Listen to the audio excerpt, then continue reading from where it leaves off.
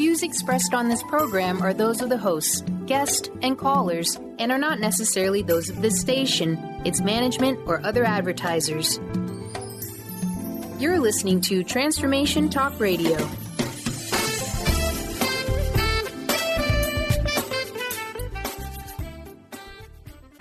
Moms, are you ready to become enlightened, empowered, and stress-free? Well, get ready because you are about to tune into Vibrant, Powerful Moms, helping everyday women create an extraordinary life with Debbie Pokornik. Each week, Debbie discusses topics to help you become self-aware, inspired, and on track to create the life you crave. It's time to stop settling and start thriving. And it all begins now on Transformation Talk Radio.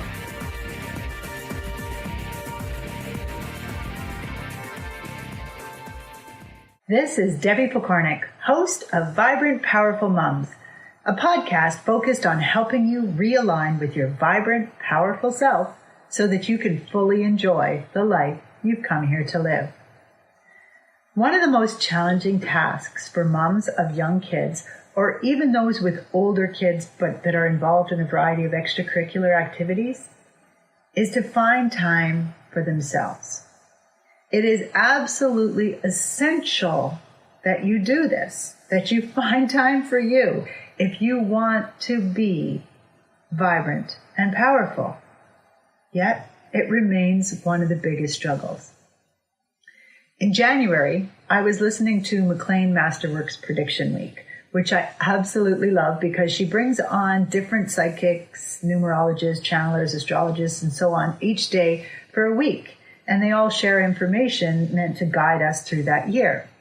So this year, the message was so beautifully consistent. Now, it probably always is, but I don't remember how it was last year or the year before. I just remember bits and pieces.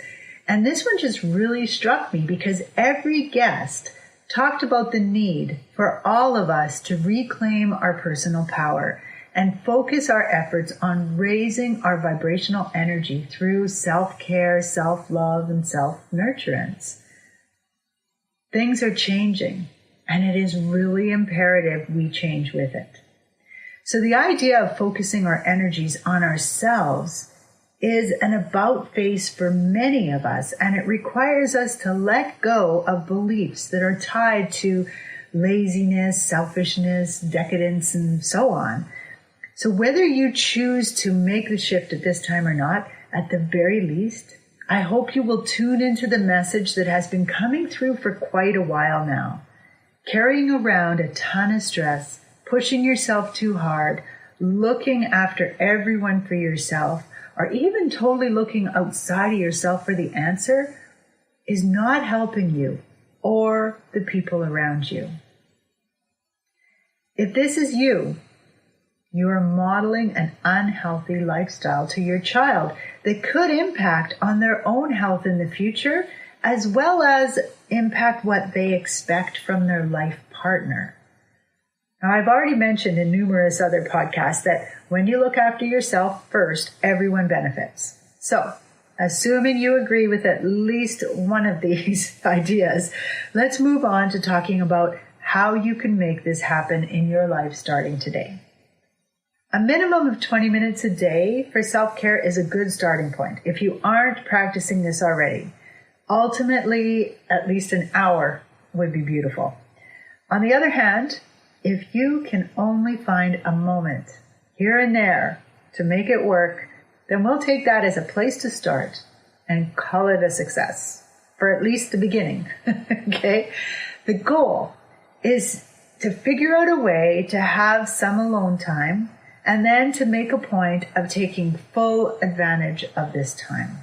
What you'll do in this time, well, that's up to you. It's whatever brings you pleasure, recharges your batteries, helps you feel loved, and raises your vibration. Include little things that make an ordinary few minutes special for you. So, you might light a candle or play some music or sip a favorite drink. Although, a little warning, mind-altering substances can actually eliminate the benefit of self-care if you're doing that all the time. So, you're going to watch that one when you choose your favorite drink. But things like walking barefoot outside on the grass or on the sand, or dancing for a few minutes, meditating, journaling, painting. These things are all up to you, what it is that brings you pleasure. So you want to sift through that. What's critical, though, is that you find the time. And that's what I want to help you with today, is give you ideas of where or how you can find the time. Because I know alone time can be a real struggle, especially if you're a single parent, or maybe you're married, but you're often on your own. I remember one woman in my parenting class whose husband was a long-distance truck driver. So he was away all the time. And even though she was married, she really was like a single parent.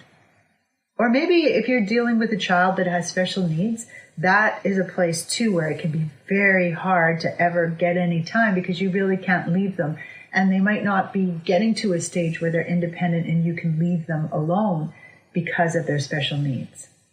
So most of these ideas can help when you have kids who need you and you do not have a partner to work with. If you do have an active partner, then this should be even easier for you to do. And you want to start by clearly asking for the help, because so often we don't. And remember, when you ask a dad to help, he's not babysitting. He's parenting, right? And so if you aren't already, you want to be asking for that help. It's perfectly fair. And then you want to be blocking out time for your own self-care and making it a priority. So let's start with two things that are critical to remember. Right? I've kind of alluded to them already, but when you're raising kids, first, everything you do or don't do is being recorded by your child, and it will later surface as patterns in their own life. So this means if you don't figure out a way to look after yourself first, to practice self-care, they probably won't be able to either, because you're modeling for them what things will be like when they're older. This is not a great thing to teach, because this knowledge resides in the subconscious mind, so they won't even consciously know. It will become a block. It will become something that they need to come to someone like me for help to get rid of. And you could actually change that right now. So that's the first thing. You are modeling who they are becoming. And the second thing is that part of your job as a parent is to teach your child how to survive when you're not around. So if you're always around and you're always doing for them, you're not doing your job. Now, I'm not saying this to be mean. I just want to remind you that teaching your 4-year-old how to play quietly in a room for 10 minutes while you're occupied elsewhere is important. I know there are plenty of people who suggest that we must constantly watch and protect our children to keep them safe, but I have to respectfully disagree. Yes, we need to be smart about where we're leaving them and how we've helped them prepare to be alone, but beyond that, we are doing them a disservice when we won't let them out of our sight and we won't give them a chance to practice being alone. So, with those two things in mind, here are some ideas for finding time for you. First one, I'll call independence time. As I just mentioned, it's important that we teach our kids how to be alone. So a potential way to find time for you is to start training your child today for small amounts of alone time. With a young toddler, you might want to use a crib or playpen for containment, then move on to their bedroom or some other safe space, and you're going to limit it to very short amounts of time. Sometimes it even works to keep them in the same space as you, but to be clear on what you're doing. I had to do that often with my kids because I was running my business out of my home and my kids were right there with me. So here's a sample conversation. Let's say your child is 3 years old and you've already told them that you're going to practice something called independence time. You might choose a different word, but I would be very careful not to use words that might have an emotional charge. Like alone time might sound scary, okay? But if they understand that it's skill development time, if they understand they're learning something important, and independence time is a word they probably don't yet understand, but they'll know what it means if you have kind of explained it to them. So you might say to them, honey, it's time to practice being on your own for a few minutes. It's independence time. So you can stay in the room with me if you play quietly by yourself, or you can go to your room and play there until I'm done, which will be about 5 minutes. Which would you like to try? Now, I realize that this might seem like a stretch if your child is quite clingy or gravitates towards dangerous activity, and it's possible you'll have to wait until he or she's older. But at some point, this bridge will need to be crossed, so it is worth doing it with awareness. Now, if this feels like punishment to you, then you likely have a negative belief about being alone. It's worth it to learn how to let that belief go, as it's something you'll want to release in this lifetime for sure. Just the other day, I was listening to Brian Hurst, he's a psychic, and he spoke on this idea while he was channeling and was saying that there's a big difference between being alone and being lonely. So confidence, self-love, and a balanced ego will allow you to very comfortably be alone without ever feeling left out, lonely, or punished. Recognize this as your own issue if you feel you're punishing your child by asking them to spend some time on their own, and heal it so you don't pass it on to your own child. Okay? The second idea, education time. In line with this, oftentimes older kids are more than willing to help you out with childcare if you would ask them. You need to help create a safe environment, and then you trust them with the task. Now, asking them to help out for little bits like this does not make you a bad or negligent parent. It actually helps them with skills they'll benefit from throughout their life. Asking your 6-year-old to be on watch and sound the alarm should your 4-year-old decide to fry some eggs, for example, is teaching responsibility. So your 6-year-old's on duty, he lets you know, and you step in. So it might just buy you some time to recharge. This, of course, only works if you have more than one child and one is older than the other. I suppose you could do it with twins too if you have a very mature twin, but I'd be very careful there because you could create some animosity that you don't need in your house. The third idea is to fix your to-do list. It could be your to-do list is broken. So take a good look at the things on your daily to-do list that you insist must get done. Write them down, and beside them, put what would happen if you didn't do them, or cross off any that you know you could neglect and it wouldn't be a big deal.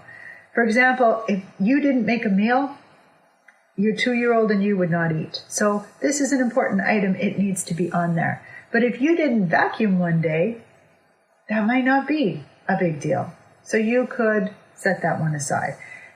Some people will say, oh, but the cat hair, the dog hair, whatever. But I'm just saying, there's sometimes things you can cross off of there. Interestingly, when you do this, and when you're really honest with yourself, you'll likely find at least a few things that are not as important as you might have thought they were, like the cleanliness of your house, doing laundry, the frequency of baths for kids.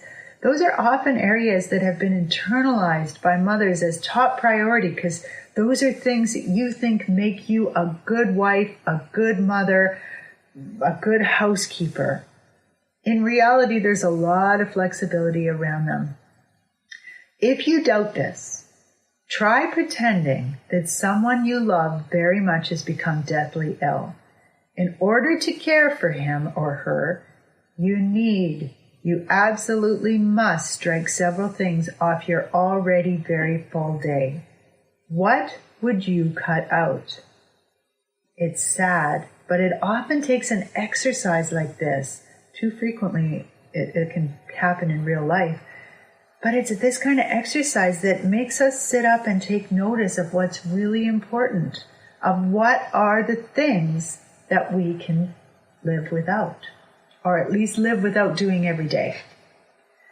So give this a try and see if the world comes to an end because the laundry isn't done or, the dishes are sat in the sink overnight. If it comes down to being a woman with a clean house or one who practices self-care on a regular basis, the one looking after herself first, will win every time. The fourth idea, create a support system. Strike up friendships whenever possible with other adults who seem similar to you in needs, and set up an exchange program.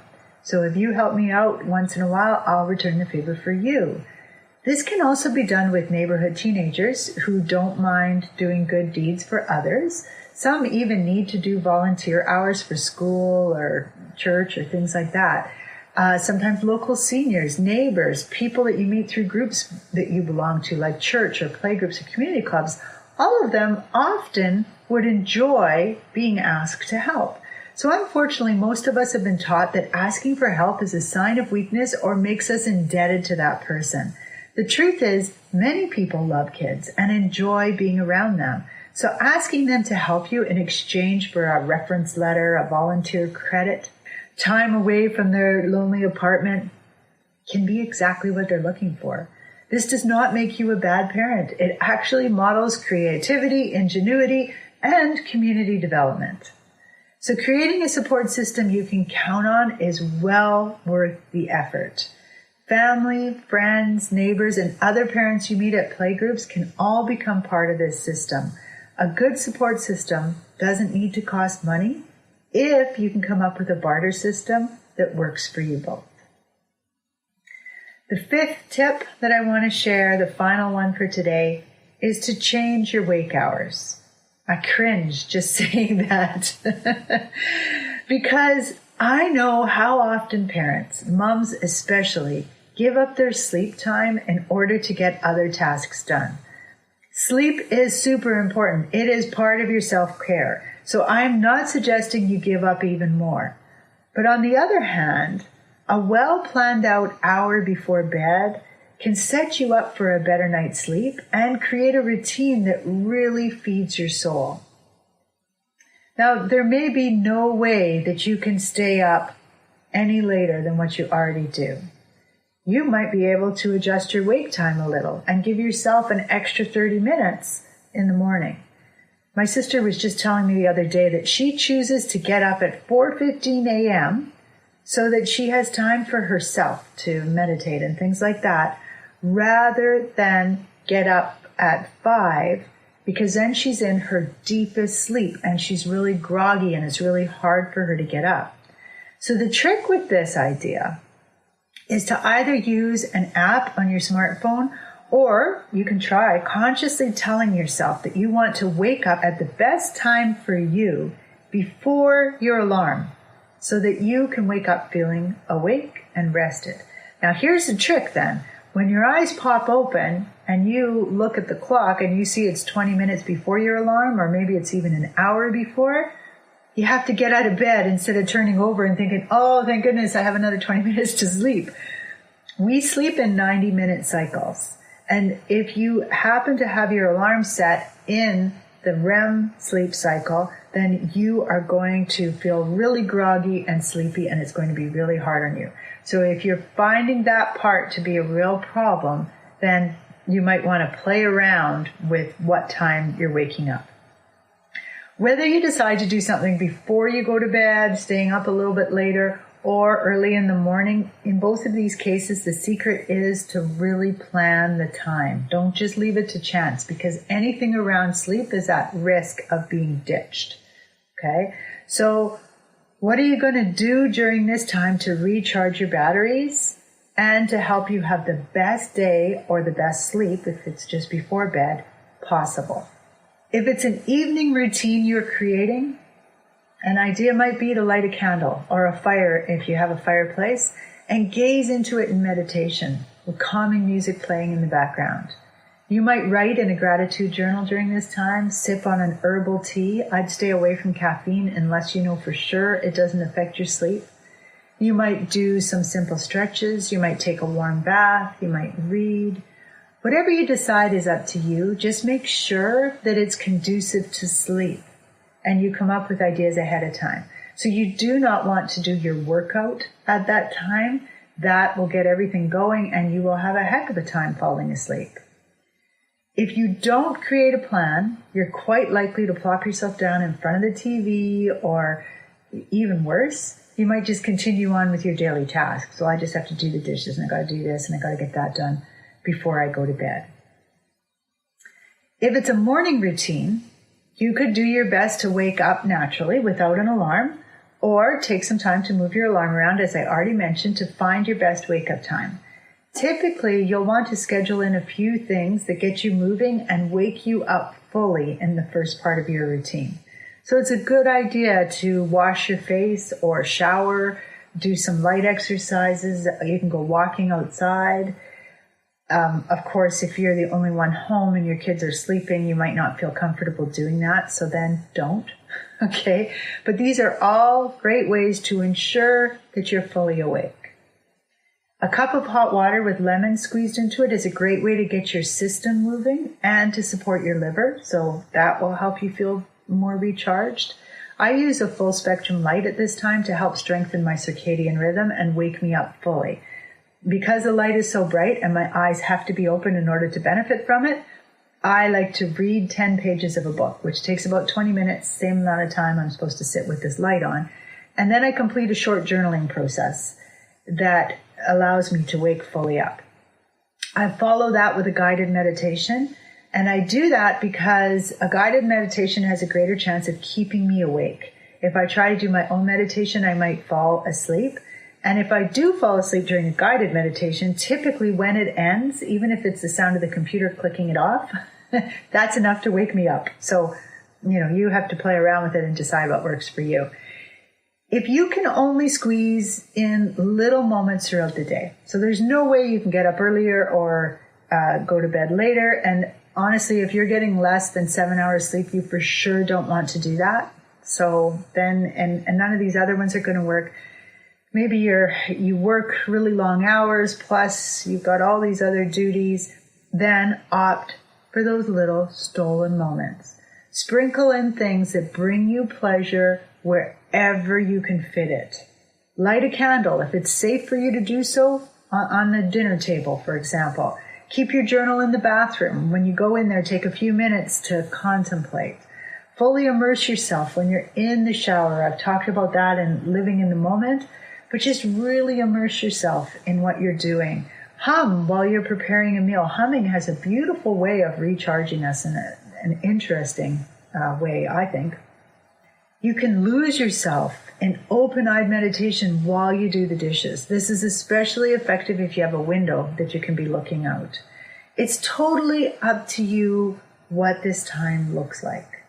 What's absolutely critical, though, is that you find the time. If you've enjoyed this podcast, please share it with others. Rave about it on social media and give it a positive review. With much respect for you and the journey you are on, this is Debbie Pokornik, wishing you a vibrant and powerful day. You've been listening to Vibrant Powerful Moms with host Debbie Pokornik. If you've enjoyed this show, please give us a shout out and leave us a positive review. To find out more about Debbie and her sisterhood of Vibrant Powerful Moms, visit empoweringenergy.com. That's empowering with letters NRG.com. This is Debbie Pokornik with a moment for standing in your power. Living in the present moment is not a new idea. But in recent years, we've certainly started to hear more about it. Seize the moment, live in the now, the present moment is all you have.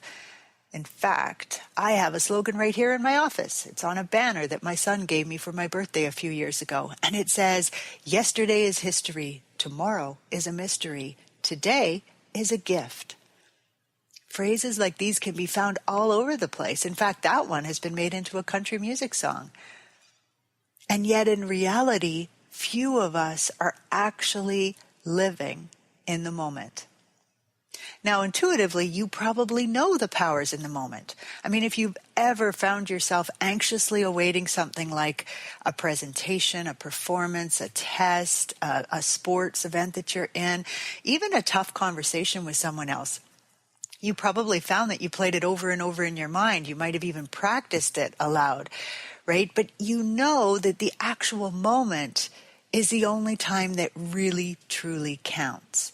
Sure, the practice might have resulted in it going more smoothly. You might have done a better job. You might have thought things through more. But it's only the present moment that allows it to really happen and be over. And of course, you know that you can't go backwards in time, at least not in our current reality. So if you've done something that you really wish you hadn't done, or you've had something happen in your life that you would really rather erase, you know intuitively that you really can't do this. For most of us, where we are at right in this moment in time is all we've got. And yet, how often do you really take advantage of this? Be honest. If you're anything like me, it's probably not as often as you'd like it to be, which means that you're giving your power away on a regular basis, wasting energy thinking about things that have already happened, pining for what you wish had happened instead, even spending a large chunk of your time in the future, waiting for tomorrow to get here, are all drains on our actual power. Several years ago, I read a brilliant status update on Facebook by Randy Gage. And he said, "You better not wait for tomorrow, because when it gets here, it's going to be today." The concept is so simple and self-explanatory, and yet taking full advantage of this moment right here, right now, is still so evasive. So let me share one simple tool that you can use to start plugging this drain and taking back your power if this is a problem for you.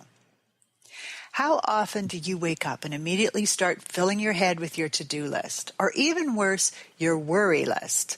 Believe it or not, even waking up excited about your day and immediately going to your to-do list is stealing the power of that beautiful moment. So instead, what if when you wake up you took a few deep breaths, stretched a little to get the blood and oxygen flowing through your body, and then luxuriated in the comfort of whatever you're sleeping on? Now, obviously, if what you're sleeping on is not comfortable, skip that part, okay? The point is to start awakening all your senses and really notice how nice it all feels. Now, imagine if you actually took the time to have a candle or an essential oil dispenser close by, emitting a smell that you really love. Having a picture nearby that makes you smile or fills you with dreamy ecstasy. Having sounds around you, whether it's the birds chirping naturally or a CD, music of some sort, things that you love to listen to. Your senses are the ticket to being in the moment. If you take the time to set your sleeping quarters up ahead of time to help you fully awaken your senses, you can wake up in the moment. Now, in truth, a couple of minutes of this would be awesome, but I get it. This is not always possible. So even a couple of seconds will do if that's all you can fit in, all right? The key to this working is that you really need to do this with a quiet mind. So if you're like billions of others and a quiet mind is not an option for you, give your brain a task. Plan ahead with what you'd like to think, and if necessary, jot them down on cards by your bed so you don't have to go into full think mode to come up with them. So present moment thoughts could be things like, I wonder what beautiful things are going to happen to me today. Or, I'm so grateful for, and then going through some of the things you're grateful for. That picture, that candle, my pajamas, this new day, whatever. Now, here's the thing. Be really careful not to just jump through a gratitude list, or in the first example, to start daydreaming about the day ahead. Your goal is to feel the gratitude. Get into the wonder, the enthusiasm of your day. Feel those feelings while listening, seeing, and feeling the beauty around you. In summary, tomorrow's a flirt, but today is a keeper. So your goal is always to imbue whatever beauty and wonderment you can into the moment you are experiencing right now. Amazingly, the more you do this, the more beautiful these moments will become, and the more common they will be in your life. There is no time like the present. this moment holds all the power. Tomorrow isn't coming, but today is here and is completely willing to make something beautiful happen with you.